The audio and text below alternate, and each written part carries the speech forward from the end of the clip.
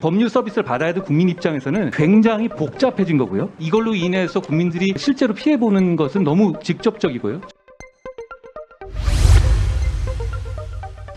근데 최근에 그 스토킹으로 좀 스스로 장관이 신고를 하셨어요. 그러셨죠? 예, 제가 누군지 모르고 계속 네. 누가 위험하게 차로 뒤로 붙는 네. 거를 여러 번 제가 확인했기 때문에 차량 번호를 신고한 사실은 있습니다. 스토킹이라는 것은 어떤 그런 지속적인 뭐 행동으로 인해서 불안감 또는 공포심을 느끼는 건데 장관도 지금 그런 불안감이나 공포심을 느끼셨다는 거죠? 네, 뭐 제가 법무장관이고 제 당사자인 이야기라서 제가 그 구체적인 말씀은 안 최근에 드리겠고요. 있었던 이제 신당역 예. 그 스토킹 보복살인 사건에서도 이제 법무부가 좀 발빠르게 그렇게 피해자 유족이나를 여러 가지로 이제 위한 대책을 좀 마련하고 있는 것으로는 알고 있는데요. 이게 뭐 본인이 겪어보셨겠지만 사실 겪어보지 않은 사람은 그 고통을 모를 겁니다. 그런 면에서 더욱더 피해자 감수성을 가지고 이 스토킹 범죄에 대해서는 엄정 대응해야 된다. 그리고 여러 가지 그렇습니다. 좀 필요한 조치를 조금 추가적인 제도 개선도 많이 필요하다 이런 생각인데 어떠십니까? 제가 겪은 일하고 진짜 그분들이 겪은 일을 어떻게 비교나 되겠습니까? 그거는 전혀 아닌 겁니다만 그럼에도 불구하고 이게 국가의 중요한 일을 담당하는 사람으로서 최대한 피해자에게 공감하고 피해자 중심으로 일하도록 노력하겠습니다.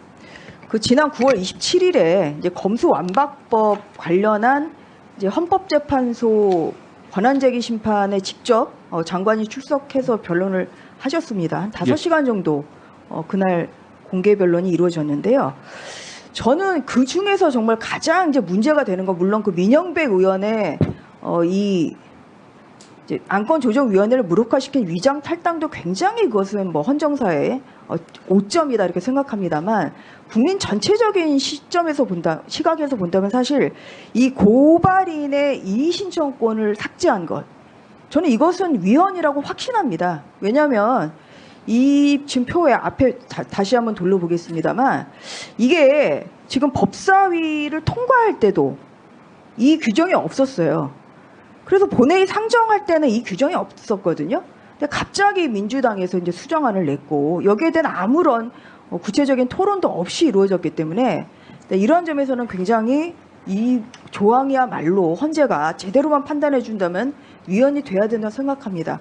이제 그날 앞서서 이제 여러 의원님들이 말씀하셨습니다만 다음 PPT 보고 여쭤볼게요. 지금 성범죄나 특히나 진화하고 있는 이 디지털 성범죄에 대한 1차 수사 개시권이 검찰에 없죠. 없습니다. 그건 이제 검경 수사권 조정 때문이기도 한데요. 근데 이제 그날 보니까 이제 이선희 재판관이 여러 가지 사실 유의미한 질문을 좀 했기 때문에 제가 법무부의 의견 한번 여쭤보겠습니다. 이제 이게 뭐냐면 이런 특히 뭐 가족 간의 성범죄랄지 뭐 아니면은 또 후견인에 의한 이 성범죄 이런 사건은 사실은 본인이 직접 하는 것이 아니라 고발인 제3자가 사실 고발하는 보호기관이랄지 이런 경우가 많습니다. 그건 알고 계시죠? 그렇습니다. 그래서 이제 문제가 뭐냐면 이런 경우에 이제 고발인이 그러면 성범죄나 디지털 성범죄를 고발한 경우에 고발인의 이의신청권이 없기 때문에 검찰에서 이제 불송치 결정을 하면 어떤 문제가 생길 수 있냐. 그래서 여기에 대해서 좀 답변해 주시면 좋을 것 같아요.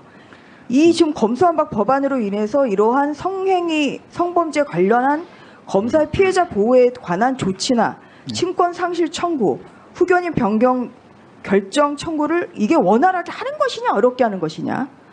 또 성폭력 범죄를 제3자가 공익제보해서 고발하는 경우 사법경찰관의 불송치 결정에 대한 고발자의 이의신청권을 배제해서 검사에게 사건을 송치하지 않도록 했느냐. 또 사법경찰관의 불송치 결정에 대해 고발인의 검사에게 송치되지 않고 종결돼요. 사실 굉장히 중요한 것입니다. 여기에 대한 법무부의 의견을 좀 많이 왜냐면 이거 법무부나 검사 입장이 아니라 그냥 이걸 당하고 있는 피해자 입장에서 한번 생각해 봐 주시면 좋겠습니다. 지금 이게 굉장히 이선희 재판관님 말씀으로도 굉장히 여러 단계로 설명하고 계시잖아요.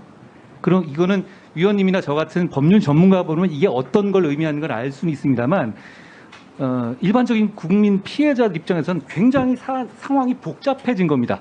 어떤 단계까지 가면 검사한테 갈 수 있고 아니면 안 갈 수 있고 그리고 어떤 방식에서 고발이 들어가면 이게 자기 권리 구제 받을 수 있지만 그러지 않을 수도 있고 어디다가 물어봐야 되는지도 모르게 되는 상황이 되는 거죠. 그러니까 피해자, 그러니까 이 법률 서비스를 받아야 될 국민 입장에서는 굉장히 복잡해진 거고요.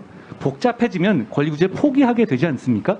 그런데 더 나아가서 그 권리 구제를 이렇게 복잡하게 만들어야 될 어떤 공익적 목적이 상상되지가 않습니다.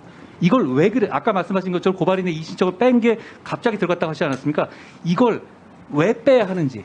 그러니까 뭔가 이유라도 조금이라도 될 수 있어야 되지 않겠습니까? 예를 들어서 남고발이 문제된다? 전체 경찰 사건 중에서 이의신청 2%거든요? 그러니까요. 그러면 과거에는 고발 사건 전체가 검찰로 송치됐었는데 이거는 뭐 2%대라면 이거는 이게 남고발 때문에 그런 거다라는 말도 안 통하는 거고요. 그러면 이걸 이렇게 빼야 될 저도 굉장히 상상력을 발휘하지만 공익 면에서 어떤 이유도 없습니다. 그렇기 때문에 근데 문제는 이걸로 인해서 국민들이 실제로 피해 보는 것은 너무 직접적이고요. 저는 이 부분이 정말 큰 문제 중 하나라고 생각합니다.